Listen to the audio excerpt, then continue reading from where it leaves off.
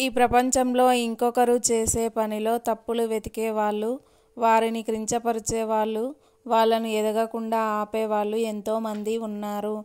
కానీ ఎదుటి వారిని ఉత్తేజపరిచి వారిని ప్రోత్సహించే వాళ్ళు చాలా తక్కువ. మీరు ఆ తక్కువ మందిలో ఒక్కడిగా ఉండండి. గుణపాఠం అంటూ ఏమీ లేదు. కానీ జీవితంలో మనకంటూ ఓ ప్రత్యేకత, గుర్తింపు ఉండాలి అని నేర్చుకున్నాను.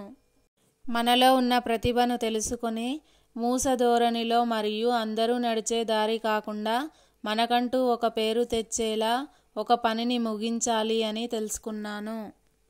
ఇవే కాకుండా మనం పరుల విషయాలలో తలదూర్చరాదని తెలుసుకున్నాను. అతిగా జీవితం నుండి, పరాయి మనుషుల నుండి ఏది ఆశించరాదని తెలుసుకున్నాను. మనం ఏం చేస్తే అదే మన వద్ద చిరస్థాయిగా ఉంటుందని తెలుసుకున్నాను. అమ్మా నాన్నల ప్రేమ కంటే విలువైనది ఏదీ లేదని తెలుసుకున్నాను. జీవితంలో పైకి రావాలంటే చదువు లేకపోయినా పర్లేదు, కానీ భాష మీద పట్టు, ఆలోచించే పరిధి, సమాజం పైన అవగాహన ముఖ్యమని తెలుసుకున్నాను.